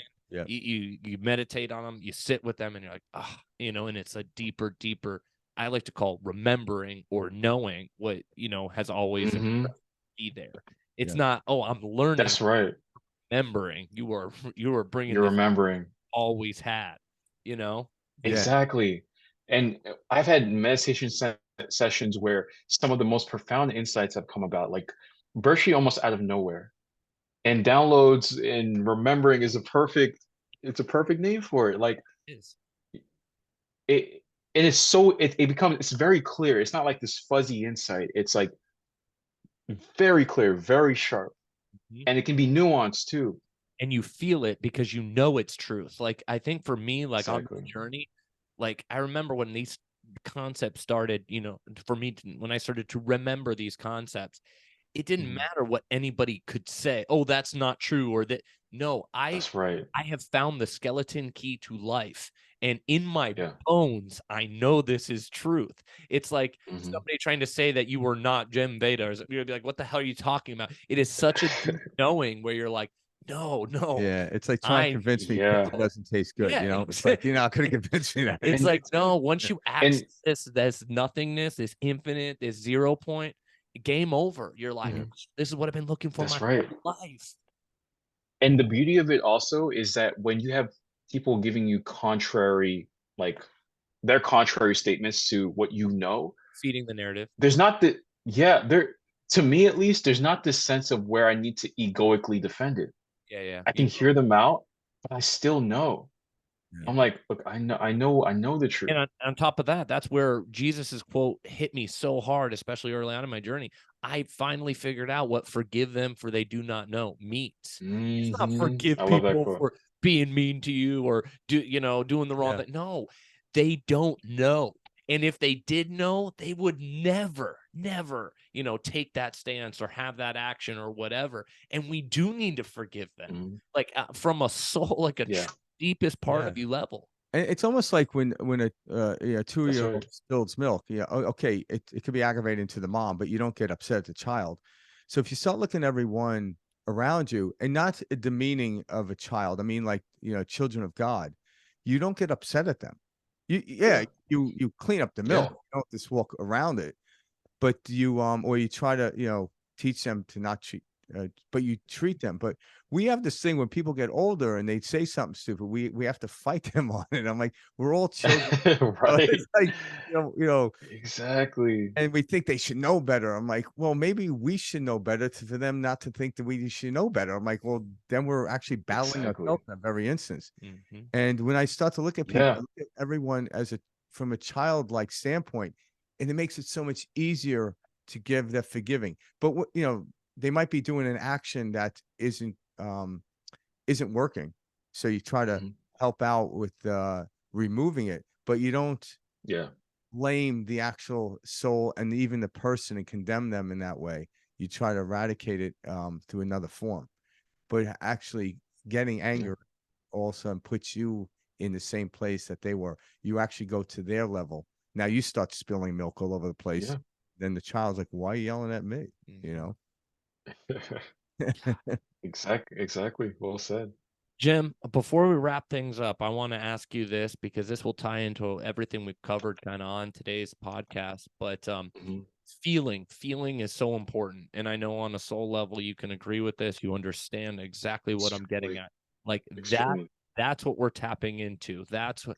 So when we're in these tough spots and feeling, etc., and the importance, you kind of refer to it as emotion, or in a lot of your recent videos you've touched on it as emotion and Mhm. emotion feeling. I don't know if I don't want to put words in your mouth, but very similar type of concepts. And Yep. that feeling is what allows us to rise, and transcend a lot of these quote unquote negative experiences, or levels of pain, suffering, anxiety that we don't want to continue to experience. For those Mhm. listening, what can you share about feeling and emotion? And can you just touch on that a little bit? We didn't get into much of that. Yeah, absolutely. Our emotions and feelings really power our life experience, completely powers it so strongly. As humans, yes, we have some rationality to us, but it's really our emotions and our feelings that lead to some sort of behavior change, not only influencing our behaviors, but also our reality itself, right? Someone that's in constant state of focusing on anxiety, they get more anxiety in their reality. Somebody that's practices, I'm going to feel love. I'm going to look for things that bring love within me, and that I can, and that yeah, that bring that feeling within me. They're going to see more instances of love. They're going to attract more instances of love. So feeling is extremely important, and I don't think it should be minimized. Feeling slash our emotions. We need to be aware of. First, we need to have a degree of an intention of, okay, what are the emotion states of consciousness that I do want to be in, right? Predominantly, because the truth is, hey, we're in a human body, and there are instances where our states of consciousness can dip, right? Especially when we have past triggers we haven't worked on and things like that. Even when it dips, it can teach something about ourselves. And also in that dip, we shouldn't view that dip of, hey, for example, you've been practicing joy and all of that for a long time, and then you get frustrated, and now you're guilting yourself for being frustrated. So it's two things: the frustration slash anger, and then the guilt of it. And those are two. But if you view it as, okay, I'm experiencing, this is just another human experience, and this is also beautiful. Maybe it's not a state of consciousness or an emotion I want to be in predominantly, but I shouldn't feel guilty for being in this state, or experiencing this emotion. Now with that, there's no guilt for being frustrated. Now you can question, okay, how am I viewing the situation that's leading me to being frustrated or angry or something like that? So now, and this again goes back to awareness, but our intention is positive, more of the positive emotions, quote unquote, but not shunning those negative emotions. And then we climb back up, right? Okay, what can I be grateful for? How is this actually going to help me in the long run? Right? What can I accept about this situation? Acceptance. So our intention is, okay, I'm going to I have the intention of feeling great throughout the day. And I'm going to look for instances where I'm going to look for things to feel great about. And when things negative, quote unquote, happen to me from the outside world, I don't have to stay in the negative feeling just because culture tells me that, oh, you should feel sad about that. You should feel bad about that for X amount of time. No, you don't. This is called imposing emotions. You don't want people to impose emotions onto you. For example, you talk to a friend and you tell them that you got a flat tire or something, and to your friend, how he would approach that situation, how he would respond to it. He'd say, "Oh, that sucks, man. I'd be pissed if that was me." Oh, that so now because he's your friend, you guys have some commonalities. Him saying that, you're going to almost be like, oh, actually, he gives you permission to kind of be pissed now and angry. He's like, oh, my friend would probably be mad for like 3 days. I should probably be mad for 3 days. Kind of like subconscious here. And now you're like, oh, I'm getting tired. Da, da, da. But you don't have to be mad for that long at all, right? So we have to also watch how people impose emotions, culture, also the emotions we're taught to experience growing up. Like maybe you saw your mother get angry easily, or your dad get you know also angry easily. We got to watch that. Um, and it can be the flip side where, hey, you have parents that were very joyful and loving, and you've practiced those types of emotions through time, and they're now second nature. But to a lot of people, that's not necessarily the case, right? Unfortunately, people do fall unconscious when it comes to parenting. Just a very another important topic in and of itself. But overall, with your emotions, you want to understand that your emotions are usually stronger, a lot stronger than any logic you could ever like spin up. Right? Our emotions are not just there for us to are there from a survival standpoint. Think fear, we feel fear to avoid danger so we can keep living. But it's there for us to build the life that we want, right? So they can be helpful in us learning more about ourselves. They can be helpful in terms of being a signpost of, hey, stop everything and analyze things. And we don't want to shun them, especially when they're more on the negative side, because you can end up pushing them down, repressing them, and then they come out very unconsciously, uh, and all of that. Um, and really quick, also with emotions, I think a good thing for people to look into is ego defense mechanisms, right? How our egos come in so that we don't experience certain emotions. So someone can have the intention of, I want to, I want to be very grateful and joyful, or I at least want to be neutral, right? I at least want to be neutral as I go around the day, towards upwards. I'm referring to Dawkins's model of states of consciousness. However, if growing up, his father experienced fear a lot. Like his father was a fearful person. Everything like scared his father, and he doesn't want to be like his father.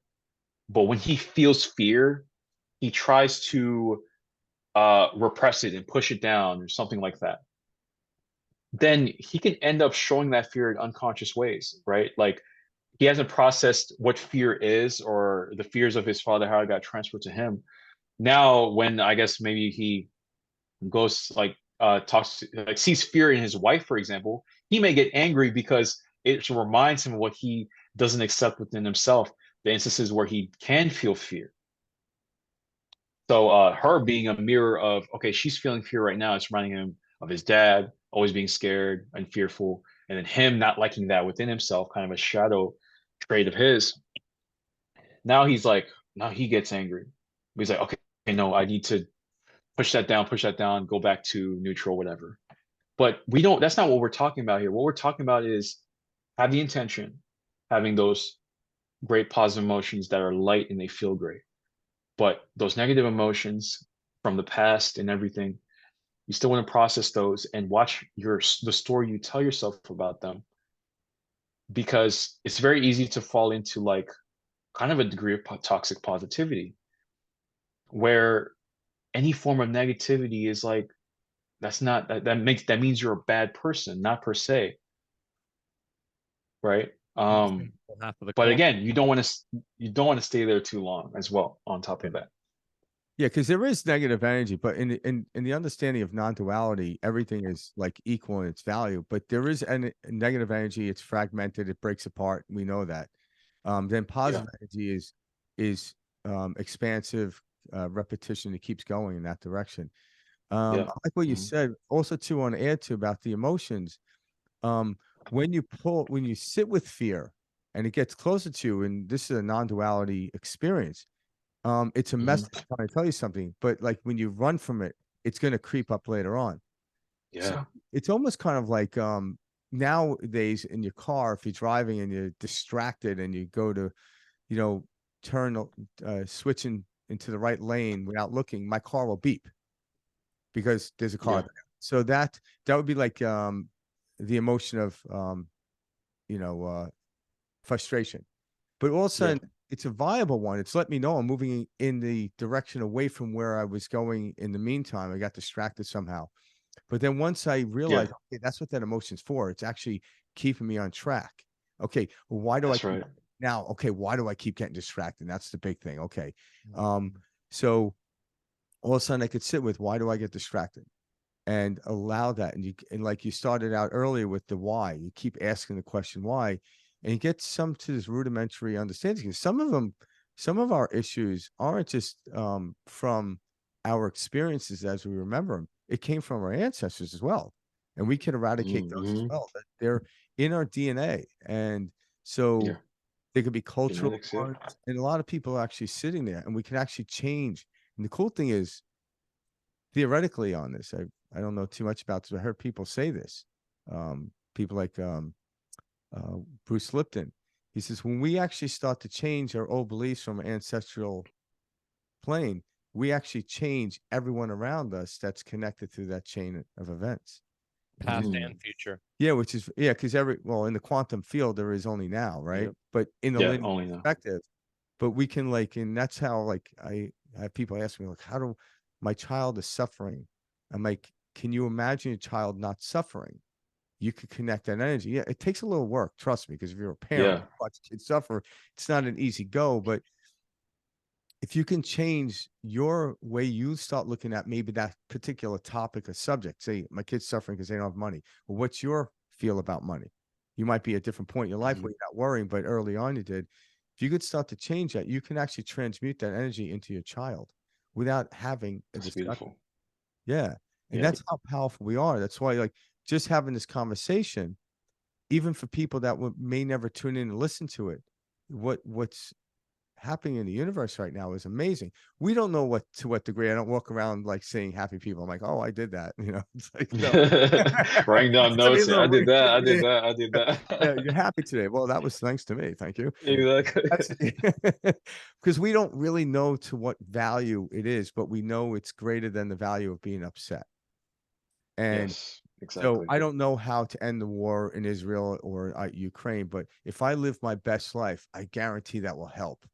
I guarantee. Yes. But me getting upset over it, I know it doesn't work. I'm aware of it. Yeah. I'm not sticking my head in the sand, but I'm aware of it. And that's kind of when you become aware of these emotions, like you talk to, like where they come Mm. from, why. Yeah. And when you pull them closer, you get really close to here. All of a sudden, you realize, oh, it's kind of nonsensical. Yeah. From a distance, a rope could look like a snake, but a rope Mhm. is a rope. When I stayed away from that path and I realized, oh, it was just a rope the whole time, Mhm. because when I was too far away, it appeared to be something that is keeping away. I know. Yeah. Exactly. And that goes and that's a great analogy for how when we question things. Because in the surface, situations can feel scary and they can feel there's a lot of uncertainty. but we just go line by line and breaking it down. Limiting beliefs, for example, go line by line, break down that belief. Where did it come from? All of this stuff. What are your assumptions with this belief? Um, how is this belief keeping you perceived, like in a perceived fashion, safe, for example? So yes, that snake turns in from our perception, turns into a rope. It was always a rope, but it turns into a rope Yeah. because because you know, we the emotions aren't blocking the what needs to be done in terms of, let me investigate this, investigate this further. And earlier on this call we talked about permission, which is big. A lot of people do know already what they need to do. They already know about positive emotions and the importance of it, but their environment, what they consume, is contrary, right? Their tribe is negativity, negativity, negativity. Focus on this, fear, all this stuff.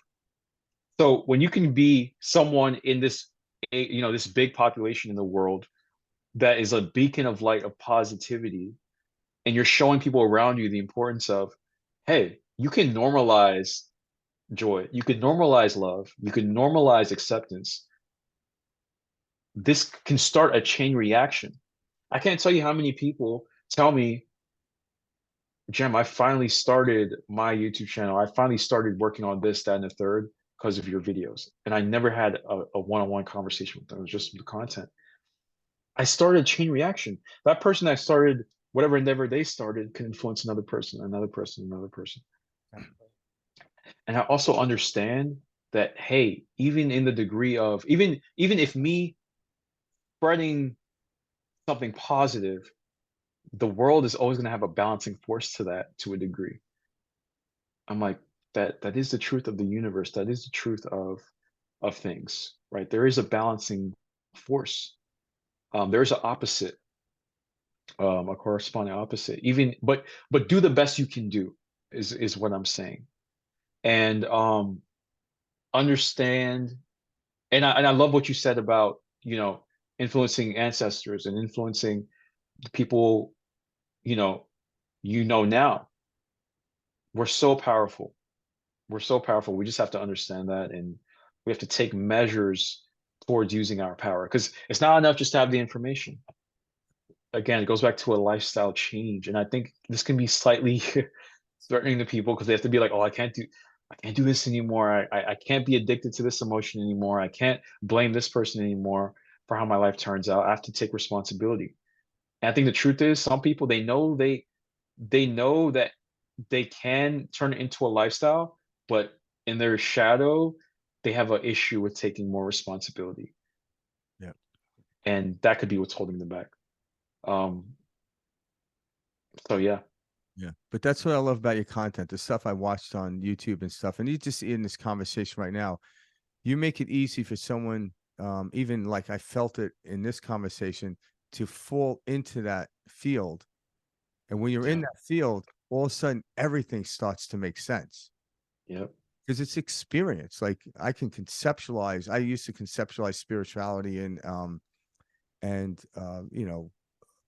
philosophy for years until I started experiencing. I'm like, oh, that's what they meant by that. Like yeah. talking about pizza prior to eating it. Mhm. And once you eat it, then it's like, wow. So you actually Mhm. you lay a platform. I watch your stuff and it's really interesting because you like I listen, I fall right into it. I'm like, bam, I'm there. Right. And it's cool because you Yeah. you have you have a gift. It's like a great musician You do. that can just play a note Thank and you. all of a sudden everyone's like, what's that? What's that? Well, also Yeah. it's put in a way that is very digestible, I think is the way to say it. And like Yeah. a Mhm. lot of people going in, to this is they're so afraid of the woo woo. They're so afraid of the, oh, that can't, you do a great job of very practical, very, anybody could listen to this and be like, yeah, because again, like these concepts that we're discussing today, every single person out there inherently knows these are true. And if you're just having a Yeah. normal conversation like we are, people are like, oh yeah, absolutely. Of course, the things outside the way we're going into a situation is going to affect it, how we're thinking and feeling. It's the practice and it's the nuances, the little things where we're just, again, get stuck in our habits and we fall back into the patterns, etc. And we're learning to break away from that to elevate or to transcend, this human experience. And you marry that so well, Jem. Thank you.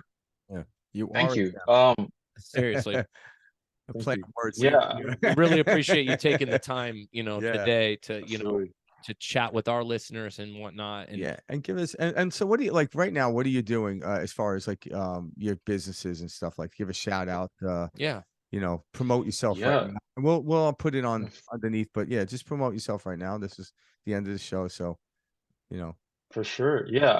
I'm Jem Veda on YouTube. I make videos centered around spirituality, spiritual growth, psychological development, and general just self-improvement. And I tend to focus on videos that, like you said, very accessible to people, but that don't reduce the topics. So that's content I make. I also do help people one-on-one. From a mentorship standpoint. My program is identity resonance. Um, so that is what I do. And every now and again, I do a live stream on YouTube as well. I also do one-on-one, one-off calls too, if anyone wants to speak with me. the actual JemVeda@gmail.com. Any questions you have, and I gladly answer them. I'll be honest, you don't even have to schedule a consultation. If it's a quick question, just send me an email or you can find me on social media at Jem Veda, Jem.Veda on Instagram. And shoot me a message, and if I'm on the platform that day, I'll reply. All right, right That's on. Yeah, I like that you're this is accessible. a great interview. Thank you. It is, yeah. We appreciate that. Hey, before we go, I do have to tell you, my girlfriend absolutely loves you, Jem. Oh my God. She was so excited for this interview. She was like, oh, I can't wait to see what you guys chat about and talk about. She's a big fan of these concepts as well. She's got her own channel and does her own thing. But Awesome. man, she, this was a treat for all of us. So we appreciate you taking the time today. Yeah, keep up the great work. Yeah. Yeah. Yeah. It's a great thing. We'll Thank you. reach out. Thank you. We'll have Yeah, to I can. Yep. And yeah. Yeah, absolutely. Absolutely. This is an amazing interview. I absolutely loved our conversation today. Looking forward to more, honestly. So, Yeah, Absolutely. yeah, we'll definitely do that. All right. Jem, This is just the beginning. best of luck to you. All right, man. Enjoy the holidays, my friend. yeah, All right. Be well. you as well. Take care. Have a Love. good one. Yep. Take care. Perspective Shift is brought to you by fdailycoaching.com. If you're seeking assistance to help navigate you through a difficult time or feel challenged to reach your full potential, Frank Daly can guide you to a perspective that will allow you to utilize your imagination and experience a more fulfilling and satisfying life. Frank has been working with people for over 20 years as a coach, helping them understand the power they have to transform their lives.